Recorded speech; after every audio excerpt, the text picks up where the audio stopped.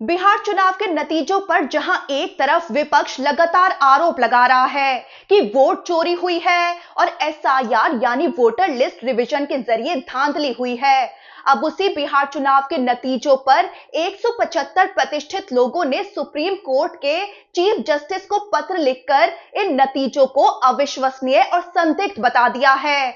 इसी बीच एसआईआर के भारी दबाव में काम कर रहे देश भर के कई बूथ लेवल ऑफिसर्स एक एक करके अपनी जान गंवा रहे हैं। आत्महत्या, हार्ट अटैक और स्ट्रोक की दर्दनाक घटनाएं सामने आ रही हैं। ऐसे में पश्चिम बंगाल की मुख्यमंत्री ममता बनर्जी ने तो चुनाव आयोग को चिट्ठी लिख डाली है और एसआईआर प्रक्रिया को अराजक, खतरनाक और अमानवीय करार दिया। और इन सब के बीच विपक्ष अब दिल्ली के रामलीला मैदान से एक बड़ा राजनीतिक शंखनाद करने की तैयारी में है। क्या ये सिर्फ एक विरोध है या भारत में किसी बड़े और लंबे राजनीतिक आंदोलन की शुरुआत होने जा रही है?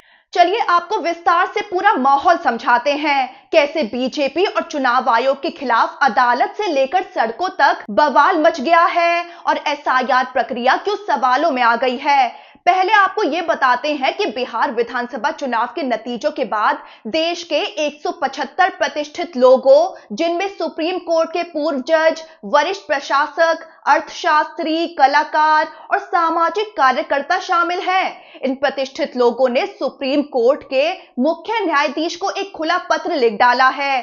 पत्र में कहा गया है कि बिहार के इन चुनावी नतीजों पर भरोसा नहीं किया जा सकता और ये नतीजे अविश्वसनीय और संदिग्ध लगते हैं। विपक्ष पहले से ही चुनाव आयोग पर आरोप लगा रहा है कि एसआईआर प्रक्रिया के नाम पर उनके समर्थक वोटरों के नाम काटे जा रहे हैं और फर्जी वोटरों के नाम जोड़े जा रहे हैं। राहुल गांधी और तेजस्वी यादव ने तो चुनाव से पहले ही वोट चोरी को लेकर कई रैलियां और रोड शो भी किए थे। राहुल गांधी ने हरियाणा समेत कई राज्यों में ऐसे उदाहरण भी दिखाए जिन्हें वो वोट चोरी के सबूत की तरह पेश कर चुके हैं। बिहार में एनडीए के भारी बहुमत से जीतने और बीजेपी के सबसे बड़ी पार्टी बनकर उभरने के बाद विपक्ष और उसके समर्थकों ने आरोप लगाए कि ये जीत हेर-फेर का परिणाम है।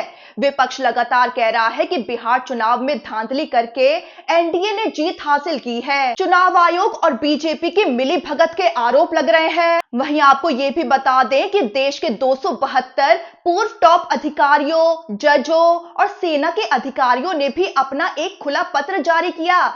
इस पत्र में उन्होंने राहुल गांधी और कांग्रेस पर आरोप लगाया है कि वो चुनाव आयोग जैसी संवैधानिक संस्था की विश्वसनीयता को ध्वस्त करने की कोशिश कर रहे हैं। उधर एसआईआर को लेकर एक डरावना सच ये भी सामने आ रहा है कि एसआईआर के दबाव में देश भर में बीएलओस की मौतें हो रही हैं। अब तक 8 बीएलओस की जान जा चुकी है।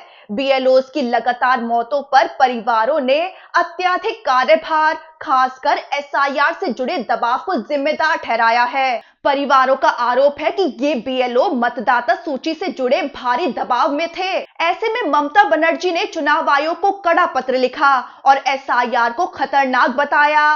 तो पश्चिम बंगाल की मुख्यमंत्री ममता बनर्जी ने चुनाव आयोग को पत्र लिखकर एसआईआर प्रक्रिया पर गंभीर सवाल उठाए हैं। उन्होंने कहा कि एसआईआर प्रक्रिया अराजक, खतरनाक और अनियोजित है। बीएलओस को ना प्रशिक्षण दिया गया, ना वक्त दिया गया। डेटा मिसमैच, सर्वर फेल, तकनीकी गलती की भरमार हो रही है और ऊपर से बीएलओस को नोटिस भेजकर डराया जा रहा है। उनका आरोप है कि इस तरह की जल्दबाजी में असली वोटरों के नाम गलत तरीके से हट सकते हैं। उन्होंने साफ कहा कि 3 साल का काम 3 महीने में पूरा कराना असंभव है। अब बीजेपी और चुनाव आयोग के खिलाफ अदालत से लेकर सड़कों पर बड़ा बवाल मच गया है। वोट चोरी और एसआईआर के जरिए चुनाव में धांधली को लेकर कांग्रेस और इंडिया गठबंधन अब दिल्ली के रामलीला मैदान से एक विशाल रैली करने जा रहे हैं। ये किसी साधारण सभा की तरह नहीं, बल्कि इसका संकेत दिया जा रहा है कि ये रैली एक बड़े राजनीतिक आंदोलन की शुरुआत हो सकती है।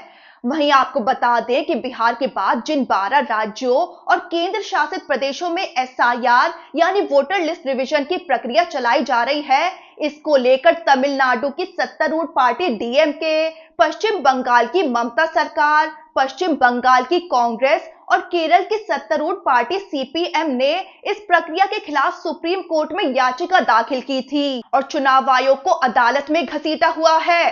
अब सुप्रीम कोर्ट में इस एसआईआर प्रक्रिया पर बड़ी सुनवाई चल रही है, जिसका असर पूरे देश में कराई जाने वाली एसआईआर प्रक्रिया पर भी पड़ने वाला है। पहले दिन की सुनवाई में सुप्रीम कोर्ट ने चुनाव आयोग को बड़ा आदेश भी दे दिया था और याचिकाकर्ताओं को आश्वासन भी दे डाला कि पूरी एसआईआर प्रक्रिया को रद्द भी किया जा सकता है। जस्टिस सूर्यकांत और जस्टिस जॉय माल्या बागची की पीठ ने कहा कि राजनीतिक दलों को इस प्रक्रिया से डरना नहीं चाहिए। अगर हमें लगेगा कि कुछ गड़बड़ है तो हम पूरी प्रक्रिया को रद्द कर देंगे। साथ ही सुप्रीम कोर्ट ने तमिलनाडु और पश्चिम बंगाल में एसआईआर प्रक्रिया को चुनौती देने वाली याचिकाओं पर चुनाव आयोग से जवाब मांगा है। सुप्रीम कोर्ट ने आदेश दिया कि चुनाव आयोग के जवाब मिलने के बाद 26 और 27 नवंबर को याचिकाओं पर अगली सुनवाई होगी। कोर्ट अंतरिम राहत यानी एसआईआर पर रोक की मांग पर भी सुनवाई करेगा। तो नीतीश कुमार ने फिर से बिहार के मुख्यमंत्री के तौर पर शपथ तो ले ली, लेकिन बिहार चुनाव परिणामों पर बवाल थम नहीं रहा है। यहां तक कि बीएलओस की मौतें भी बड़े सवाल खड़े कर रही हैं। कुल मिलाकर एसआईआर के जरिए धांधली और वोट चोरी के आरोपों में बीजेपी और चुनाव आयोग हर तरफ से घिर गए हैं। देखना होगा अदालत और विपक्ष का आंदोलन क्या मोड़ लेकर आता है।